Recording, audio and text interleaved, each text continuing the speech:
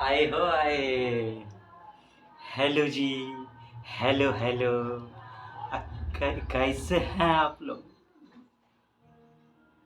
एक बिहारी, आप तो जानबे करते हैं कि सब पर भाई आपका अपना परिवार जी। उसी परिवार के तरफ से आपके सर प्रणव राज दिल जिगर करेजा सब खोल के करते हैं आप हमरे टाइगर टाइग्रेस का स्वागत। तो हमरे दुर्गा काली, हमरे करण अर्जुन, हमरे एकदम प्यारे प्यारे गोलगप्पा जिलेबी सब कुछ छोड़ के दौड़ के चले आइए जल्दी से क्लास में। काहे कि हम लोग करने वाले हैं करंट के साथ जबरदस्त अफेयर। बाप रे बाप सर जी, कछु दया कीजिए हम लोग पे। रोज रोज आप एक करंटवा के साथ हम लोग को छोड़ देते हैं। छोड़ कहाँ देते हैं, हम उसको पकड़ के रखते हैं। हम अपने थ्रू आप तक पहुंचाते हैं ना।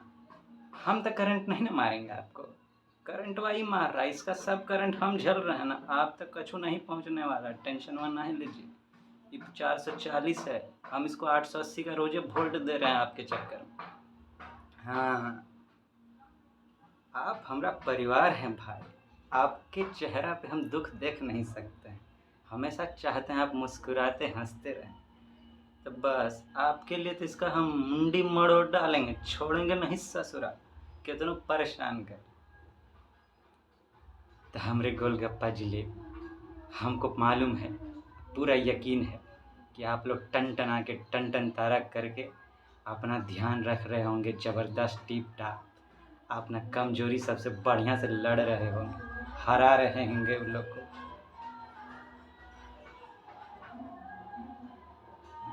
आप सोच रहे होंगे कि आज करंटवा के साथ कैसा अफेयर होगा, दिल घबरा रहा होगा। घबराइए नहीं, बिल्कुल घबराने का जरूरत नहीं है कि नहीं? हाँ, ये परिवार के आदमी को घबराने का जरूरत नहीं, एकदम जरूरत नहीं है कि नहीं?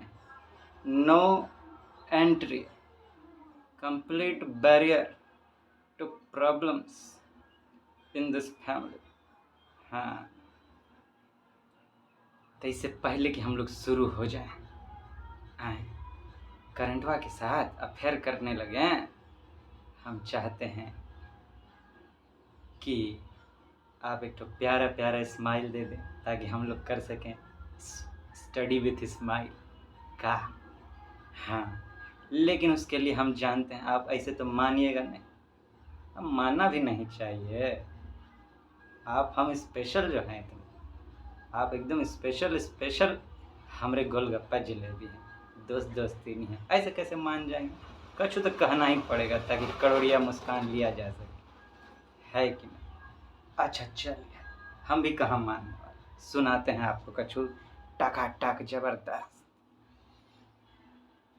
होता क्या है कि संडे आने वाला था। एक तो पत्नी थी, सोची कि संडे आने वाला है, हस्बैंड घर पर रहेंगे, फ्री रहेंगे, तो कछु प्रोग्राम हम बनाते हैं। मने मनो अपना बहुत सारा ख्याली पुलाव बना ली। उसके बाद सैटरडे को रात में पूछी हस्बैंड से। हस्बैंड बोलता है शनिवार रात दी मैनू नींद नहीं आती। पत्नी बोलती है सुनिए ना, हमको कछु पूछना है आपसे। क्या पूछना है? कल का प्रोग्राम है आपका? कोई प्रोग्राम है क्या? नहीं, मेरा तो कोई प्रोग्राम नहीं। अच्छा नहीं है ना, तो सुनिए ना, कल हमको शॉपिंग करा लाइए। अरे जा, पति बोलता है अरे जा, हम तो भूलिए गए, कल एगो स्पेशल मीटिंग है ऑफिस में। भोर एकदम सूत उठ के 4 बजे से तैयार होना होगा, हमको 6 बजे पहुंचना है ऑफिस में। बहुत स्पेशल मीटिंग है, बाहर से आदमी लोग आ रहे हैं। दोपहर तक तो उन्हीं के साथ गुजर जाएगा, फिर शाम में लंच है, फिर रात में ऑफिस के आदमी सब के साथ ही डिनर है। हमको देर रात हो जाएगा आने में। तुम खाना वाना बना के अपना खा के सो जाना, हम भूल गए थे सारी। जय मैंने शॉपिंग के नाम पे थोड़ा भक्ति का माहौल चल रहा है आसपास, तो आपको गाना बजाने का थोड़ा साउंड आ रहा होगा, थोड़ा सा एडजस्ट कीजिएगा, कॉपरेट कीजिएगा, ठीक है ना। चलिए अब कछु बढ़िया बढ़िया पढ़ते हुए गुण वाला बात हम लोग शुरू हो जाते हैं करंटवा के साथ। का जम के छोड़ेंगे नहीं ससुरा, पूरा जम के अफेयर करेंगे। इंसानों को अपनी मुश्किलों की ज़रूरत होती है। इंसानों को अपनी मुश्किलों की ज़रूरत होती है, क्योंकि ये सब सफलता का मज़ा लेने के लिए ज़रूरी भी हैं। कौन कहे हैं? APJ अब्दुल कलाम। हम लोग भागते रहते हैं अपना परेशानी से, अरे दिमागवा में टेंशन नहीं आओ, काहे आ रहा है, ये परेशानी नहीं आओ, सब कुछ बढ़िया चलता है। अरे आप बताइए, आपको पूरा दिन भर खाली मिठे खिलाया जाए, धर दिया जाए आगे में, आपको मान लीजिए मिठाई बहुत पसंद है, लेकिन दिन भर आपको खाली मिठे खिलाया जाए, आपको मज़ा आएगा खाने में? साथ में कुछ नमकीन, कुछ तीखा नहीं दिया जाए तो मज़ा आएगा? वैसे ही है ना। हाँ, खाली सब कुछ बढ़िया बढ़िया चलता रहेगा तो बढ़िया का मज़ा खाता ख़त्म हो जाएगा। बढ़िया चीज़ का मज़ा कब आता है? जब साथ में उस बढ़िया को ख़राब करने वालों कोई प्रॉब्लम हो तब ना। हाँ, परेशानी हो, समस्या हो, तभी तो समाधान में मज़ा आता है। दुख हो आसपास, तभी तो पता होता है कि सुख का महत्व क्या है कि नहीं। हाँ, कितना बढ़िया बात हम लोग के APJ अब्दुल कलाम साहब कहे, हम लोग उतारेंगे अपना लाइफ में, है कि नहीं। बोली गोलगप्पा जलेबी हमरे उतारिएगा ना? उतारिएगा, ज़रूर उतारिए। चलिए अब करते हैं करंटवा के साथ अफेयर। आज के लिए का टॉपिक आपके लिए इम्पॉर्टेंट है, कछु कछु है खास खास। हम पहले टॉपिकवा लिख देते हैं, उसके बाद एक एक कर कर हम लोग डिस्कशन करेंगे, जिसमें पॉइंट देने का अगर ज़रूरत पड़ा तो हम पॉइंटों देंगे, नहीं ज़रूरत पड़ा तो समझाएंगे, लेकिन क्लियर ज़रूर करेंगे, है कि नहीं। हाँ, पहला है ट्रेड डेफिसिट,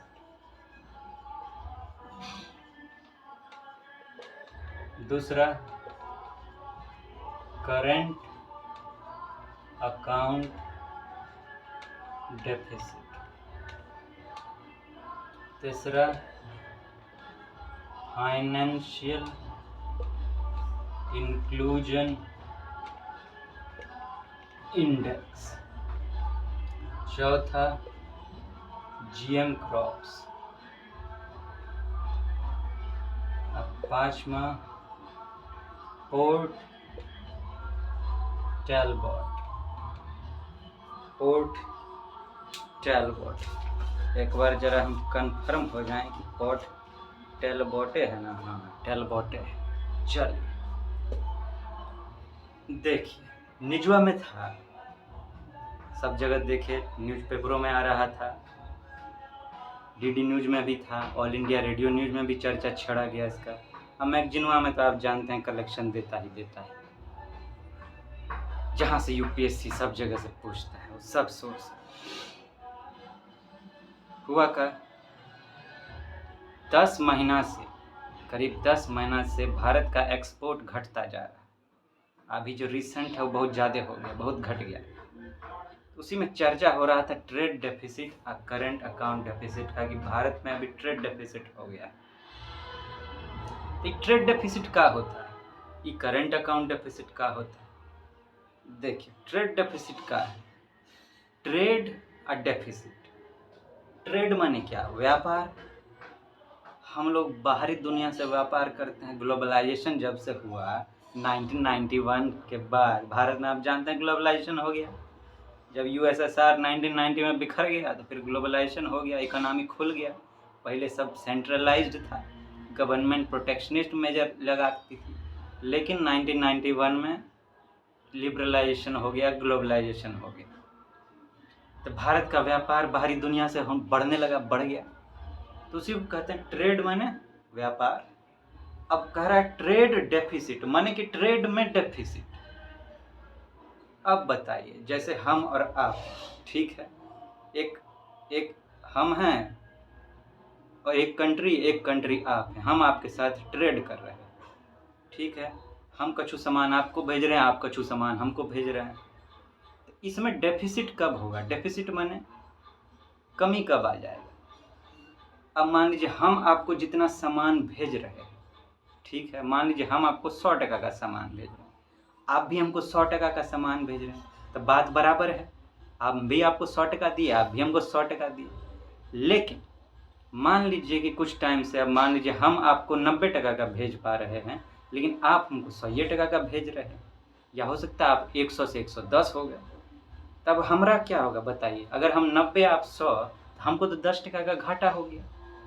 हम आपको, आप भेज रहे हैं सामान तो आप 90 टका दे रहे हैं, काहे कि हमारा एक्सपोर्ट घट गया है, लेकिन आप भेज रहे हैं हमको 100 टका देना पड़ रहा है, हम तो उतने इम्पोर्ट कर रहे हैं, ये हो गया, हमको डेफिसिट हो गया। ये कॉमन लैंग्वेज में हम समझाएं आपको, ऐसे ही होता है पूरा वर्ल्ड के लेवल पर। भारत का होता है ट्रेड बैलेंस, एक चीज़ होता है ट्रेड बैलेंस, माने का कि कितना एक्सपोर्ट हो रहा है, कितना इम्पोर्ट हो रहा है, एक्सपोर्ट इम्पोर्ट बराबर हो तो ट्रेड बैलेंस में एक्सपोर्ट ज़्यादा हो गया, हम ज़्यादा एक्सपोर्ट किए लेकिन इम्पोर्ट कम कर रहे हैं, भेज ज़्यादा रहे हैं, मंगा कम रहे हैं, तो हमारा एक्सपोर्ट सरप्लस में है, माने ट्रेड सरप्लस में, ज़्यादा भेज रहे हैं, ज़्यादा कमा रहे हैं, माने समझिए कि ज़्यादा पैसा अगर आ रहा है सरप्लस, कम पैसा आ रहा है तो डेफिसिट। ज़्यादा पैसा कब आएगा? जब ज़्यादा सामानवा भेजेंगे। कम पैसा कब आएगा? जब कम में सामानवा भेजेंगे। तो वही हो गया, अभी क्या हो रहा है कि भारत भेज कम पा रहा था और सामानवा मंगा ज़्यादा रहा था, दुनिया तो बूमा बूम कर रहा था, अब भारत को हो गया टेंशन हुआ कि हाय दैया, इतना टाइम हो गया, 10-10 महीना हो गया, कम में सामान भेज पा रहे हैं, काहे दैया ऐसा काहे? इसीलिए हो गया ट्रेड डेफिसिट, ठीक है। एक्सपोर्ट में से इंपोर्ट को घटाते हैं, ठीक है, तब पता चलता है कि क्या बैलेंस, एक्सपोर्ट इंपोर्ट देखते हैं, ठीक है। अगर इंपोर्ट ज़्यादा हो गया, एक्सपोर्ट कम हो गया, तो हो जाएगा ट्रेड डेफिसिट, ठीक। इसको ऐसे कहिए, ट्रेड डेफिसिट बराबर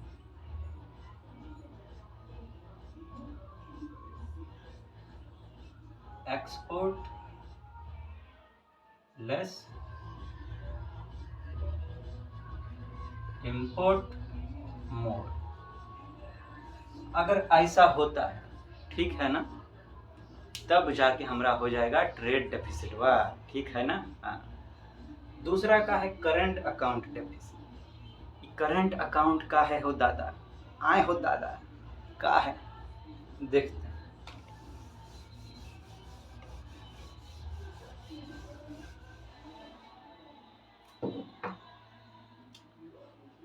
करंट अकाउंट का अगर बात करें, इसमें 3 चीज आती है, ठीक है ना।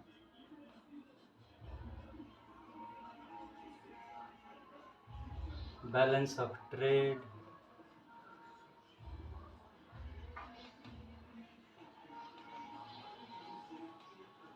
बैलेंस ऑफ इनविजिबल्स, एक होता है ट्रांसफर पेमेंट्स, ट्रांसफर पेमेंट्स, ठीक है। ये 3 चीज आता है करंट अकाउंट, ठीक है, करंट अकाउंट। अब बैलेंस ऑफ ट्रेड का है एक्सपोर्ट और इंपोर्ट, ठीक है, यही होता है एक्सपोर्ट माइनस इंपोर्ट, ठीक है, उसी को बैलेंस ऑफ ट्रेड बोलते हैं, ठीक है। इसमें क्या आता है? 2 चीज, एक्सपोर्ट ऑफ गुड्स और इंपोर्ट ऑफ गुड्स। ये आपका आइटम हो गया किसका? बैलेंस ऑफ ट्रेड का। बैलेंस ऑफ इनविजिबल्स, इसमें क्या है? इसमें 2 है, factor income, factor income, non factor income, non factor income.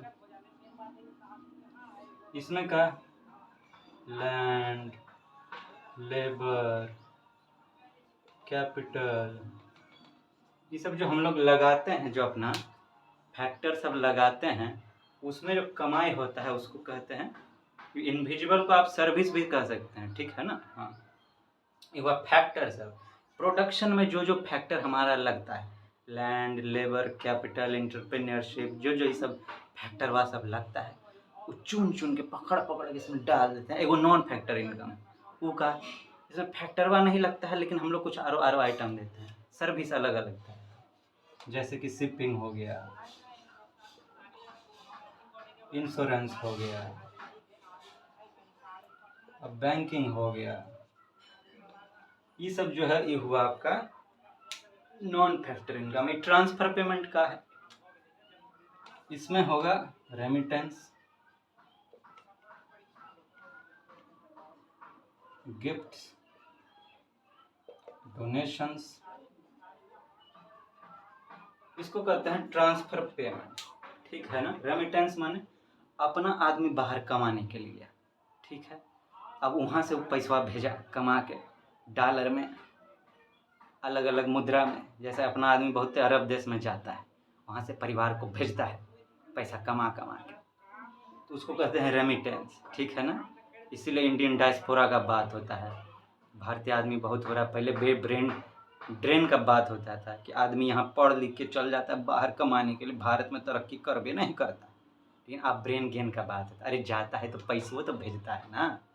हाँ, गिफ्ट्स कभी कभी मिलता है बाहर से, अलग अलग रूप में, सरकारवा को मिला, सरकार को गिफ्टवा मिला, एनजीओ सबको गिफ्ट मिला, और आदमियों सबको कोई कोई भेजता रहता है जिसको ज़रूरत हो सोशल में। वो होता है डोनेशन, कभी कभी कोई बढ़िया बढ़िया काम करने के लिए, सोशल वेलफेयर का काम, बढ़िया बढ़िया काम करने के लिए डोनेशनों अलग अलग देश भेजती है या प्राइवेट संस्था भी भेजती है, ये हो जाता है ट्रांसफ़र पेमेंट। लेकिन करंट अकाउंट जो है, अब इसका हम लोग को चर्चा क्या करना है, करंट अकाउंट डेफिसिट, उसमें जो है खाली ये दोनों का चर्चा होता है, इसको उसमें नहीं लिया जाता है, काहे कि इसका ये जो पैसा है ये हम लोग का मेन ट्रेड में नहीं आता है। करंट अकाउंट डेफिसिट या सरप्लस किस पे निकाला जाता है, ट्रेड पर। ये व्यापार का बात नहीं है, ये तो अपना डोनेशन गिफ्ट हुआ जो कमाया भेजा, इससे कोई मतलब नहीं है। उसमें व्यापार में उस पैसा का थोड़े ना अति लेंगे, उस पैसा से थोड़े ना काम करेंगे, तो गिफ्ट दिया है, डोनेशन दिया है, वेलफेयर वाला काम, तो इसको लेते हैं, ठीक है। तो करंट अकाउंट डेफिसिट का हुआ हमारा,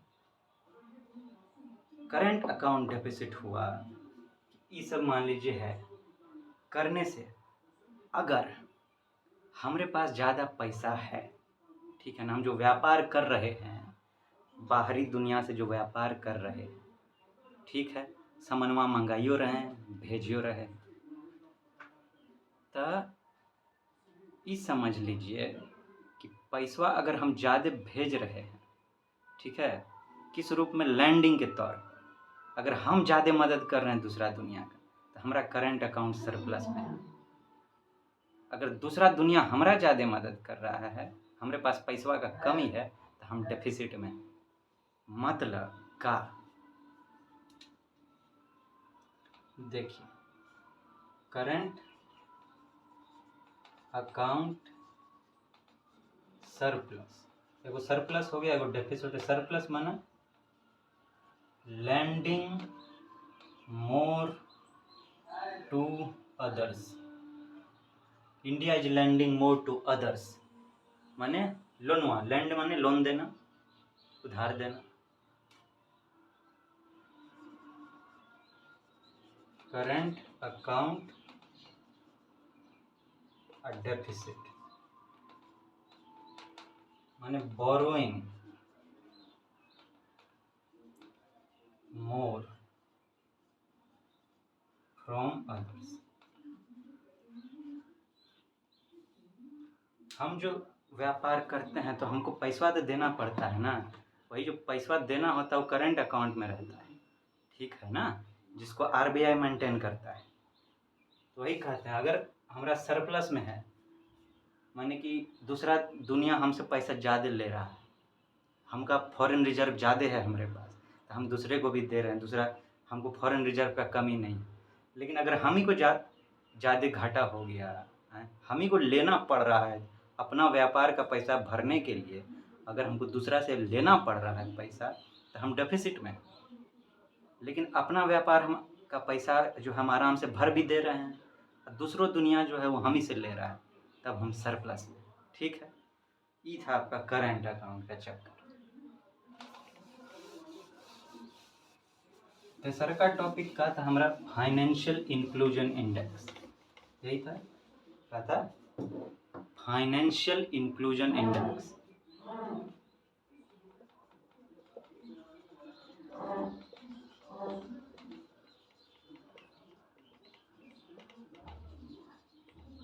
देखिए, इसमें जानना जरूरी है कि इसको पब्लिश कौन करता है, ज़्यादा इससे और ज़्यादा कुछ जरूरी नहीं।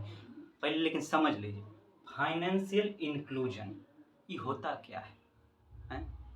इंक्लूजन आप सुनते होंगे, इंक्लूजन मतलब इंक्लूड करना। फाइनेंशियल इंक्लूजन मतलब ज़्यादा से ज़्यादा पैसा को इंक्लूड करना, मतलब कि ज़्यादा से ज़्यादा लोगों तक जो है पैसा पहुँचे। ठीक है ना? ज़्यादा से ज़्यादा लोग पैसा का इस्तेमाल करें, बैंकिंग सुविधाओं का इस्तेमाल करें, माने सबके पास पैसा पहुँचे। तो जितना ज़्यादा पहुँचे उतना ज़्यादा इंक्लूजन। ठीक है ना?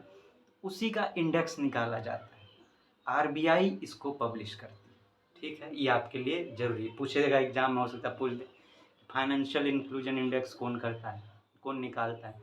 आरबीआई इंडेक्स निकालती है। ठीक है, कौन? आरबीआई।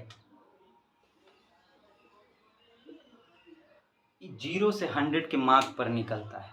0 माने कि फाइनेंशियल इंक्लूजन जो है बिल्कुल नहीं है, 100 है कंप्लीट फाइनेंशियल इंक्लूजन। ठीक है, और 0 है तो नो फाइनेंशियल इंक्लूजन। ये इसका चर्चा हो गया। इसके बाद दूसरा टॉपिक का था जीएम क्रॉप्स। ई का GM crops, genetically modified crops. देखिए, बहुत चर्चा है इसका कि कोई कहता है एक्सपर्ट सब किसको लाना चाहिए, कोई कहता है नहीं लाना चाहिए। लेकिन लाना चाहिए नहीं लाना चाहिए का चर्चा पहले हो काहे रहा है हो दादा, अब काहे हो रहा है हो दादा? पहले ये बतवा तो क्लियर कीजिए ना। वो है का? आप तो जानते हैं कि हम लोग पूरा बूम बाम करके पॉल्यूशन किए जा रहे हैं, इधर पॉल्यूशन उधर पॉल्यूशन, आज नहीं छोड़ेंगे, यहाँ गंदा करबे करेंगे हम। कह कह के सब पगला गया है, वो स्वच्छ भारत अभियान है, वो स्वच्छ भारत अभियान। ना ना ना ना ना ना, एकदम नहीं। हम तो खाना खाएंगे यहीं पे धो डालेंगे, यहीं पे पान खा के पिचकारी यहीं देंगे, आप कुछ कर लीजिए, हम तो खुले में करेंगे जाके।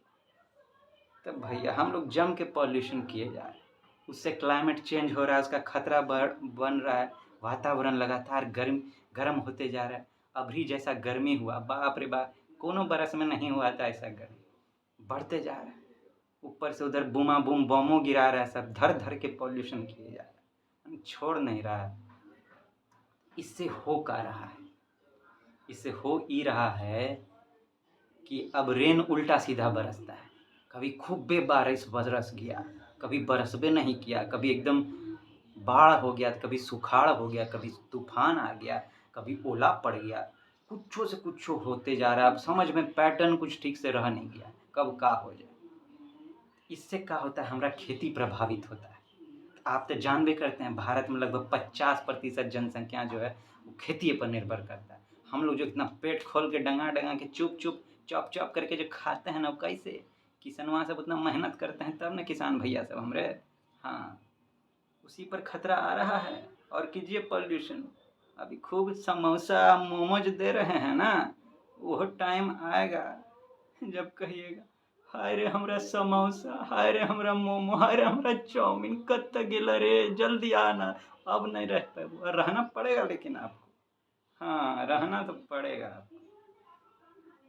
जीएम क्रॉप्स का चर्चा काहे हो रहा है? कह रहा है जो क्लाइमेट चेंज हो रहा है इतना पॉल्यूशन के कारण, इससे अभी जो वेराइटी है सीड का ना, जो बीज से खेती करते हैं, वो झेल नहीं पा रहा है मौसम के मार को।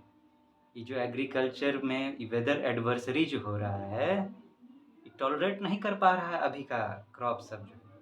तो कह रहा है अब जेनेटिकली मॉडिफाइड, मतलब नया किस्म का उन्नत बीज वाला किस्म का लाइए पौधा सा, तब कल्टीवेट कीजिए। इसमें जीएम का हाइब्रिड सीड का बात हो रहा है। हाइब्रिड माने एडवांस वैरायटी का सीड। ई का है तो इससे ई माना जाता है कि जो जीएम सीड होता है, जीएम क्रॉप जो होता है, ये मौसम के मार को ज़्यादा झेल पाता है, resistant to natural adversaries, weather adversaries, resistance to climate, not susceptible. ठीक है ना, ससेप्टिबल माने कि ज़्यादा कमज़ोर नहीं है, मौसम अगर हल्का फुल्का बिगड़ भी गया ना तो मार झेल लेगा। इसमें इक्वालिटी होता है जीएम क्रॉप में, इसीलिए बात हो रहा है। और ये दूसरा ये भी ये कहा जाता है कि इसमें ज़्यादा प्रोडक्टिविटी होता है। अभी जो चल रहा है उसमें मान लीजिए एक मुट्ठी बीज डालने पर जितना होगा, मान लेते हैं एक मुट्ठी बीज डालने पर 1 किलो हुआ, तो कहता है अगर इस क्रॉप का इस्तेमाल किया तो एक मुट्ठी डालने पर हो सकता है 1.25 किलो या 1.5 किलो हो जाएगा, 2 किलो हो जाएगा। माने इसमें ज़्यादा प्रोडक्टिविटी होगा, ज़्यादा फसल उग पाएगा, इसीलिए इसका चर्चा हो रहा है। तो इसी को कहते हैं जेनेटिकली मॉडिफाइड क्रॉप। हम लोग जीन के बने हुए हैं, जीन्स हम लोग में होता है, साइंस के भाषा में जीन्स बोलते हैं। तो वही कह रहा है क्रॉप में भी होता है, सब में होता है, सब जीन्स का बना। वही कहता है कि जो है उसको मॉडिफाई कर देंगे, टर्न कर देंगे, बदल डालेंगे ताकि मौसम का मार झेल पाए। ठीक है ना, क्लाइमेट के वैगरीज को टॉलरेट कर पाए, कस के दम लगा के। इसीलिए जीएम क्रॉप्स पे इतना बूमा बूम हो रहा है। लेकिन कुछ एक्सपर्ट का कहना है कि नहीं हो दादा, इससे हो सकता है कि मिट्टी खराब हो जाएगा, क्योंकि इसमें बहुत सारा फर्टिलाइज़र लगता है, केमिकल लगता है, इसको उगाने में आसानी से नहीं उगता है। मौसम का मार तो झेल लेगा लेकिन हमारा ज़मीन में ख़राब कर देगा, तो आगे उगाएंगे कौन चीज़? ज़मीन में नहीं रहेगा तो उगाएंगे कौन चीज़, खाएंगे कौन चीज़?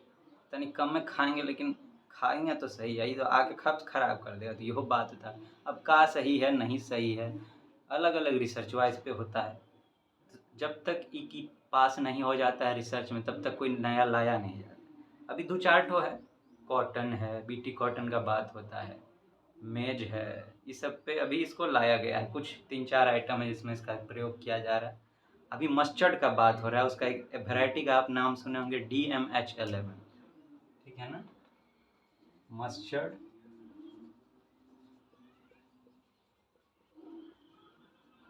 इसका चर्चा हो रहा है कि इसको लाया जाए, काहे कि एडिबल ऑयल जो है हम लोग का, मतलब खाने वाला जो तेल है, भारत बहुत इम्पोर्ट करता है।